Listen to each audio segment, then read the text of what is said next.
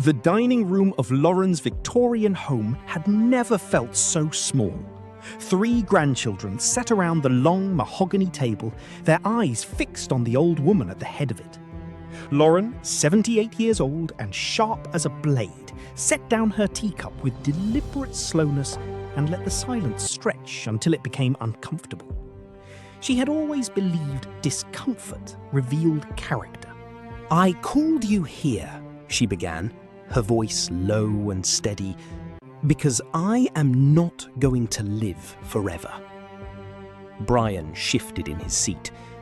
At 30, he was the oldest, broad-shouldered, confident, the kind of man who walked into rooms expecting them to reorganize around him. He had already mentally catalogued the estate. Cassandra, 26, sat perfectly still, her hands folded on the table. She had driven 4 hours to be here and had not complained once. She watched her grandmother with careful, unreadable eyes. Daniel, the youngest at 24, looked like he might be sick. He had always been closest to Lauren, the one who called on Sundays, who visited without occasion, who sat with her through her husband's funeral 3 years ago without being asked.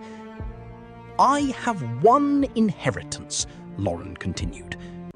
"The house, the accounts, the land in Vermont. Everything.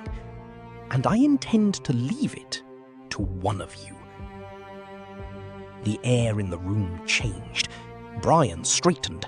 Cassandra's jaw tightened almost imperceptibly. Daniel looked at his grandmother rather than at the table, and something in his expression was not hunger, but confusion. "So there will be a test," she said. 3 challenges, real ones." She paused. "Someone worthy." The call came on a Tuesday. Lauren's attorney, a dry-voiced man named Mr. Holt, informed Brian that a tenant in one of Lauren's rental properties was 3 months behind on rent. The woman, a single mother named Patricia, had just lost her job. Brian arrived at the property that same afternoon. He did the math quickly and told her she had 30 days to vacate. He left feeling decisive, competent. He did not notice the woman in the grey sedan parked across the street, who watched him walk to his car. She placed a small notebook on the passenger seat beside her. Cassandra's call concerned a business decision. Lauren owned a small stake in a local bakery, a place she had invested in as a favour to an old friend 15 years ago. She researched for 3 days straight. She pulled financial statements, studied the buyer's acquisition history, and discovered that the buyer had a pattern of purchasing small businesses and liquidating them. She declined the offer on Lauren's behalf and instead drafted a restructuring proposal for the bakery.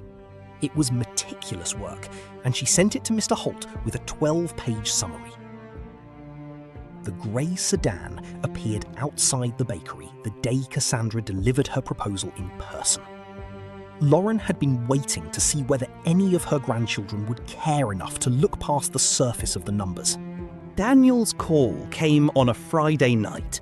Mr. Holt told him that Lauren had been taken to the hospital. Daniel was in the middle of a work deadline.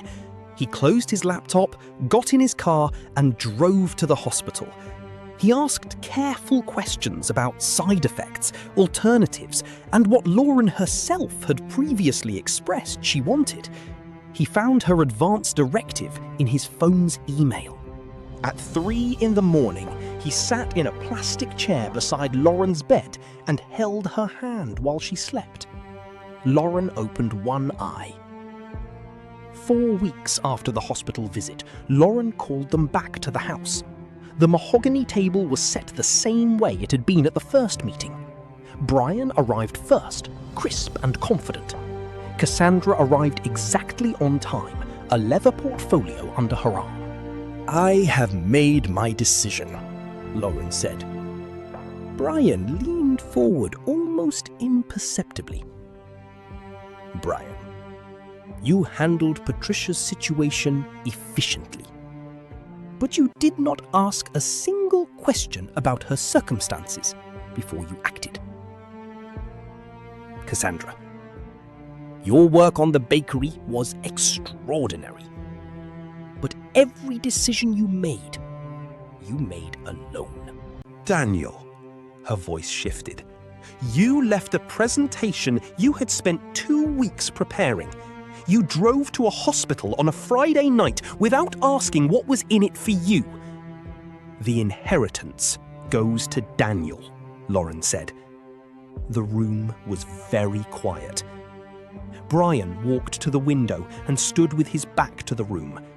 Cassandra looked at Daniel, and something complicated moved across her face.